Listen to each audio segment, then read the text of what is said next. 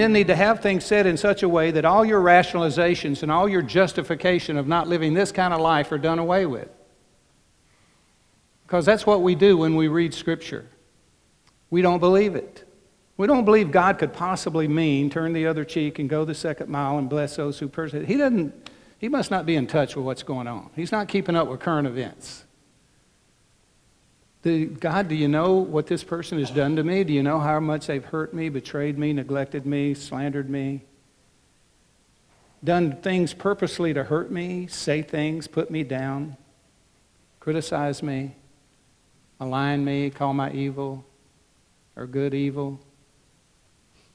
See, God, if you really understood that, you wouldn't be telling me to turn the other cheek or go the second mile or bless those who persecute me. Now, no one read me the fine print when I got into this Christian stuff. No one came along and said, come to know Jesus Christ and die to yourself. Come to know Jesus Christ and forgive your father for all those wounds he gave you. Come to know Jesus Christ. And it's expected of you that you're going to turn the other cheek. You're not going to have to defend yourself. You're going to love the unlovely and pray for those who persecute you and call themselves and act like and are your enemies. Those who purposely want to hurt you. Man, I would have stepped back a few steps on that one. I mean, I knew enough to step back anyway. I didn't know this part, though. I knew I was going to have to stop doing this and start doing that. That kept me from becoming a Christian for a really long time because I thought, I can't stop doing this. I tried. And I don't want to start doing that. Tried that too. It didn't taste too good. I was in a dilemma. I was in a Romans 7. Things I know I should do, I don't do, don't want to do. Things I know I shouldn't do. I really like it. Wretched man that I am, who's going to rescue me from this?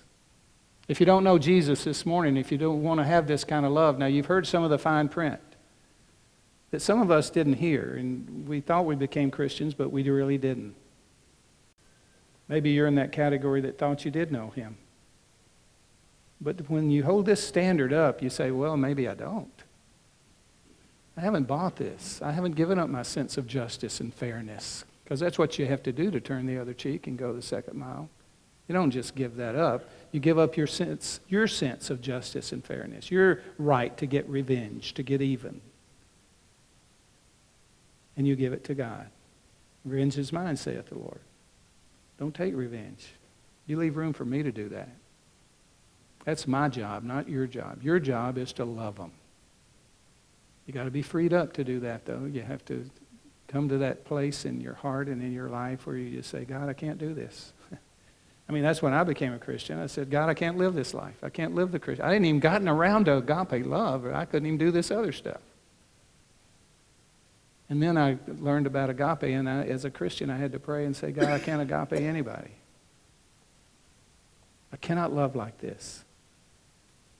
And he's smiling. And he's wondering, am I at that place finally where I would ask him to do it? Where I could be crucified to me so that he could live in me and he could live his life? He just looks for a vessel that he can live in and express his love through. Let's try to ask God to help us be agape lovers, because we have not believed he meant it.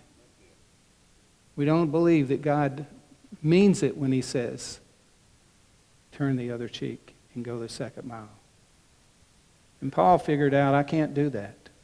So I guess I need to crucify myself, my rights, my right to myself.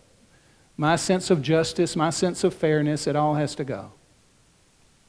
And I need to be filled with the Spirit of God. And it won't be painful when it goes. It'll be a joy. It'll be the day of freedom. It'll be the truth that sets me free. Free from what? Free from me. If you like this message and you'd like to see the full sermon, you can find it on our Vimeo channel. Link is in the description. A Ministry to Men is an online ministry of Influencers West. You can find us on Facebook, Twitter, or go to our website to sign up for our weekly podcast. If you'd like to see more M2M short videos like this, click on any of the video thumbnails to see more. And to be notified when a new M2M video is up, why not subscribe? We upload new videos every Tuesdays and Thursdays. Thank you for watching, and God bless you.